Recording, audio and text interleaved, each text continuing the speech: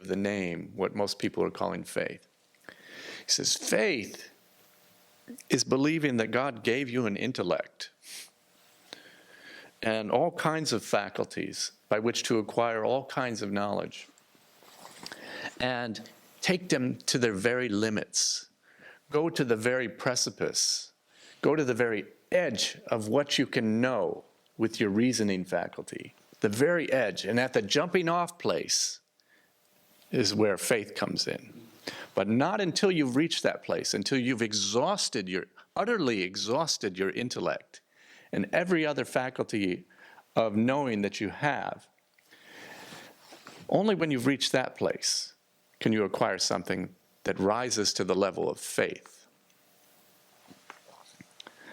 And so then what is faith but an experience, as Merlin's saying? So this is what I'm always saying, that faith is that thing which I cannot prove to you, but which I cannot deny to myself. I've had an experience of some sort where I know, but it's not the kind of knowing that I can demonstrate. I can't prove it to you, but I just can't deny it to myself. By what means am I going to dig it out? And why would I do it? I mean, I can doubt it, but I can't remove it. I can't doubt that I've had the experience.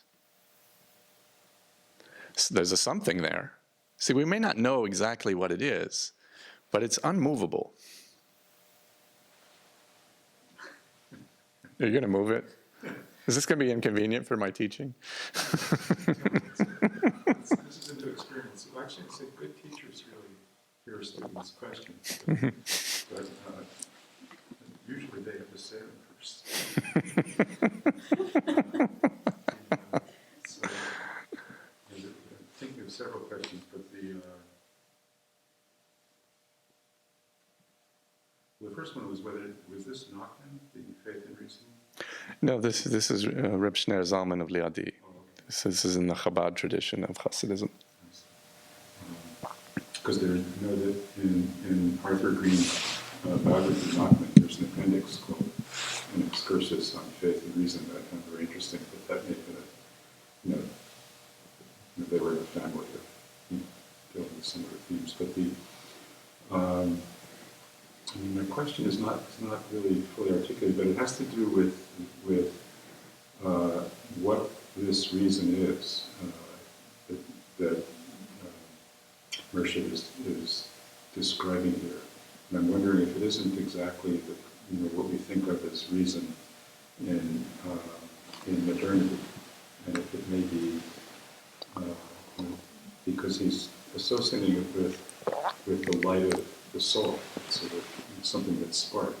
So I'm guessing that it corresponds to the intellective soul, or nous, not to impose the Platonic, which is really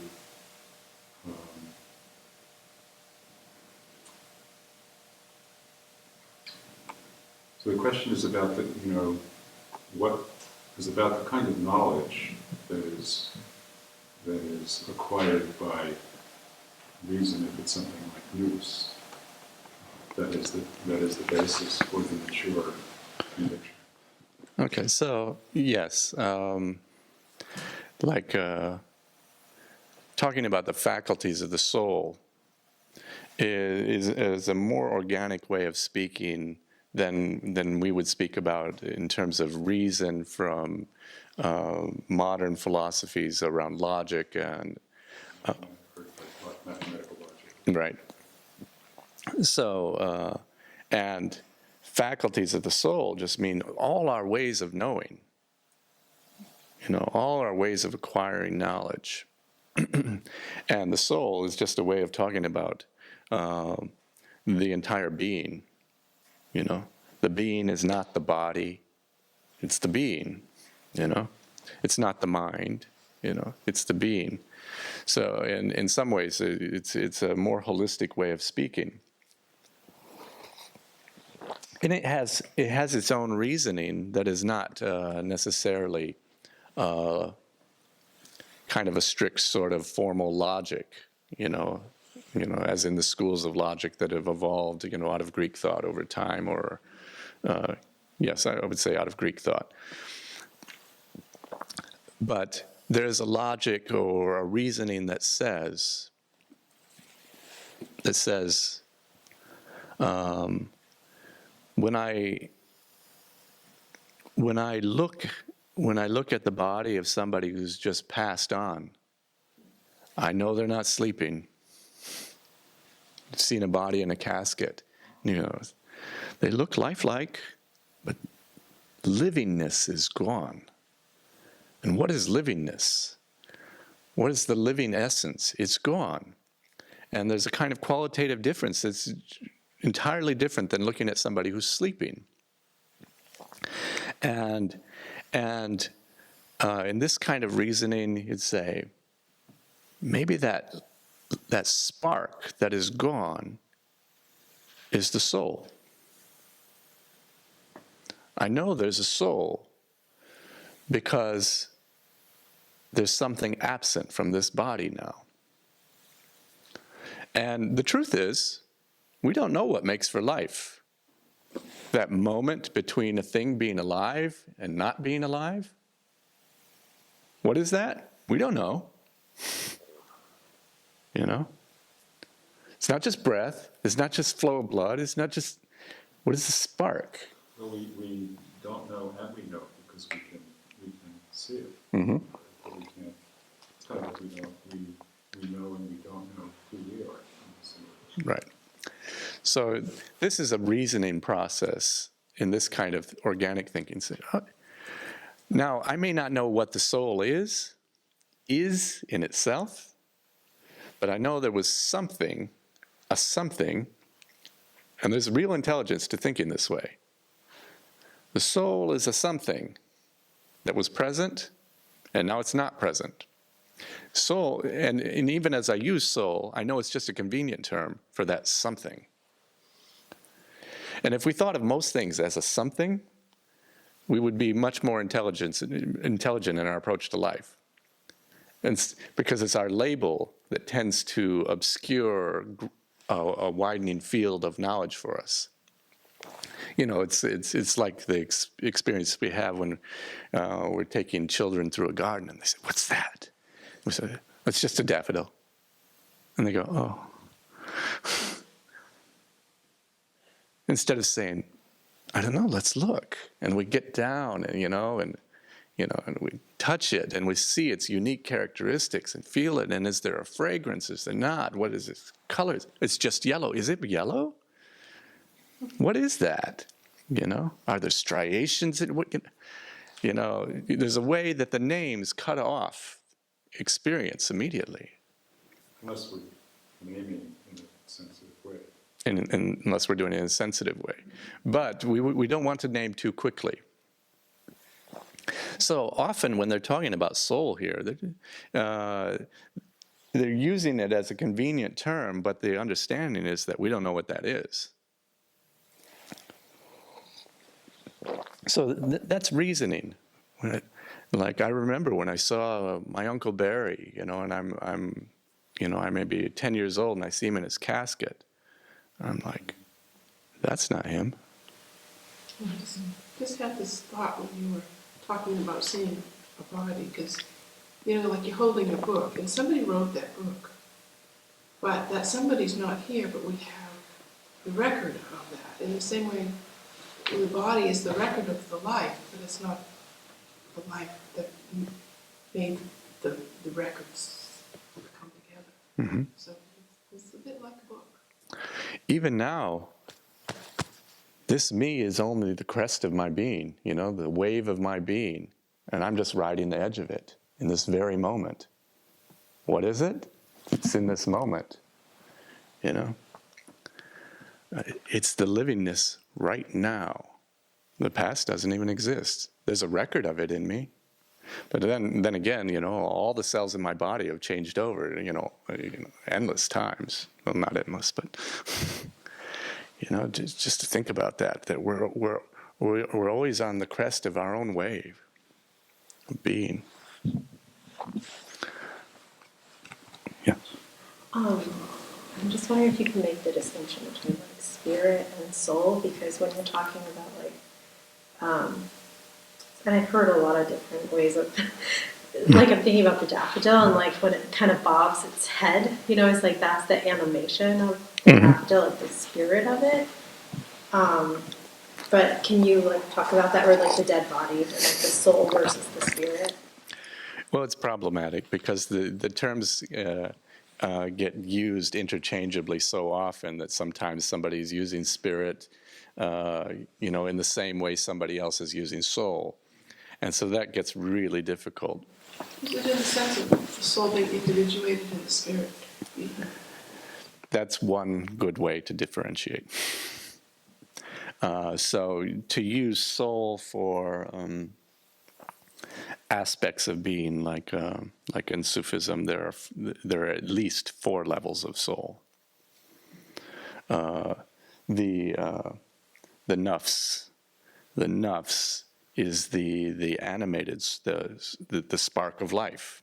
It's just the basic living essence of a person, their livingness. That's one level of soul. So that's the animating soul. And then there's another soul, and I think we talked about this, that is the kind of emotive soul.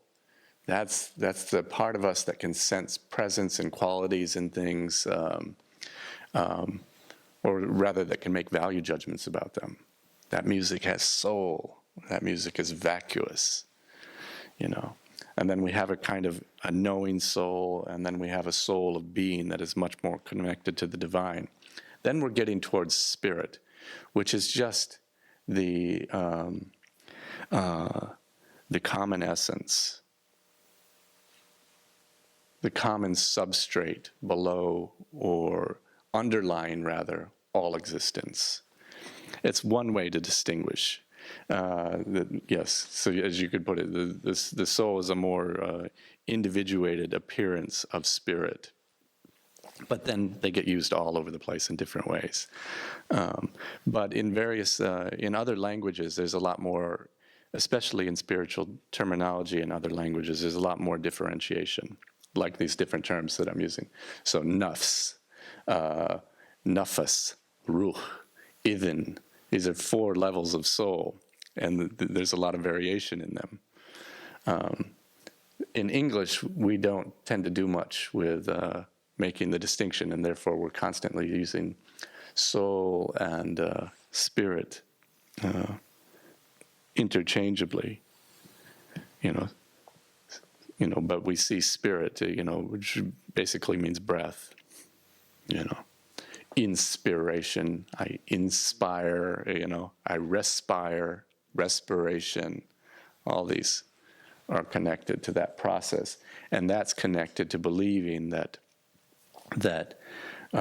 breath is the essence that connects us all, and it's the ocean in which we're swimming, air and breath, and that was connected to an idea of the divine as a subtle essence that connects us all, and in which we swim and live.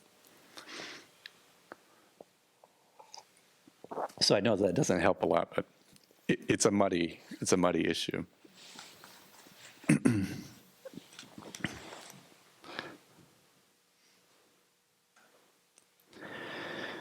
So this is the faith of conviction, that we can have experiences that people cannot unseat from us, that nothing can unseat from me.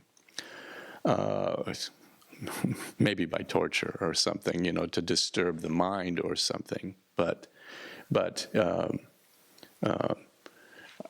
I don't know how somebody would convince me that I don't love the woman that I love. I love her. You can't take it away from me by reason, You can't demonstrate to me that I don't. Even if you could give me great arguments about it, I can't unknow it. But I can't prove it either. I can't prove it. I can't prove that I love her. Not by daring deeds, not by acts of devotion, None of those things prove the love, because I could do those for selfish reasons, and nobody would know the difference. You know? I can't prove it, but I also can't deny it to myself. So that is the faith of conviction. And it's not mine, it's just there. Well, that makes, I think, a natural link between being and this conviction. In a sense, it's a necessity of one's being. Mm-hmm.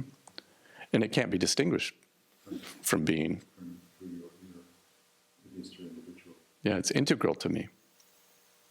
You know, I can't take it out of me. I can't excise it. Nor would you want to. Nor would I want to. Sometimes. At least there's sometimes I thought.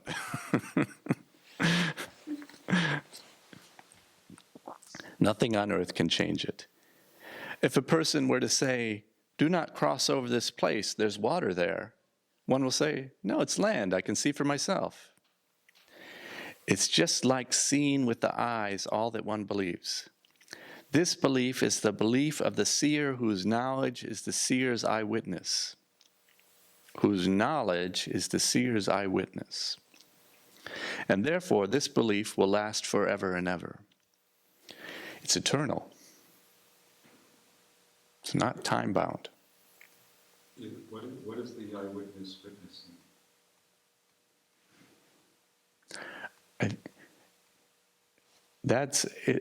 I think we're talking about here in a reflexive awareness. So witnessing the seer. We're witnessing a state within ourselves, or a reality within ourselves. Could you speak that sentence again? If a person were to say, oh, okay, you know, yeah, so the person would say, you can't cross there, there's water there. And I'm looking at it and I'm saying, there's no water there. I can see for myself there's no water there, and then I cross it. Okay. It's just like seeing with the eyes. This kind of faith is just like seeing with the eyes. It's plain as day to me that I have this love. It's just like seeing with the eyes all that one believes. This belief is the belief of the seer whose knowledge is the seer's eyewitness. The knowledge witnesses to me what I know. It speaks to me. Personal experience. Yep. The experience is there. See, that's a funny thing if we think about our awareness,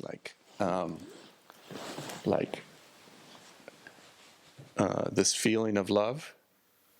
It's like, it's speaking to me. It's as if I'm looking at it, right? It's like, I can't get away from this thing. Even when I'm mad at her, it's like, no, it's still there. You know, the next morning, God, I still love her. It's as if I'm looking at it. Who is the eye that's looking? But there's an experience of it that way. But he's saying the knowledge is the witness. The knowledge is the eyewitness. Well, it's... And the knowledge the experience or the... You're really trying to cut this with a razor, but... I used to get in trouble for this when I was a kid, and I won't tell you what my nickname was. And now I want to know. I shouldn't have said that. All right. Well, I used to cross-examine my sister in this way, and I was 2 years older at dinner. We had a lot of discussions at dinner. No, but she really liked that. She really did not. Peter the hair splitter. Yeah? Well, I was nicknamed after Perry Mason's adversary, Hamilton Berger, in the Perry Mason book. It's really, we lost every case. He was cross-examining. Well, let's use that. Let's use that. He's using witness in that sense. The witness testifies to what you hope are facts. It testifies to something. So the knowledge is the witness, is witnessing to this fact. Okay? So that thing that's there is witnessing back to me something about myself. In present time. Okay. Yeah. In present time. Yeah. Something happened in the past. Right, So in sense, present. it's a validating experience. Yeah. And it's an eyewitness in that it's like, I've seen it for myself. I know it. I can't unknow it. Yeah. Yeah. It's- So memory isn't perfect and often argued by different parts of yourself or by different people who saw the same thing. Now that's interesting because you can doubt your memory, but it's also just the way you remembered it. Yeah. And so you can't quite escape that either. And if you doubt all your memory, then you have no place to build anything on. Yep. And so, that's a whole thing in the legal system. We have a problem about eyewitnesses and memory, and the things we know about memory would actually probably destroy every legal cases we've had. So we just agree not to talk about it, basically, because memory is changeable.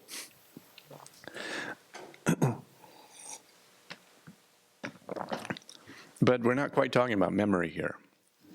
Merlin says it's in the present. The feeling of love is not a memory. It's present to me. It's speaking to me.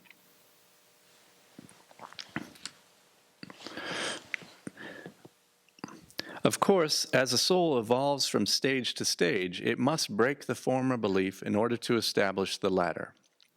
And this breaking of the belief is called by Sufis tark, which means abandonment.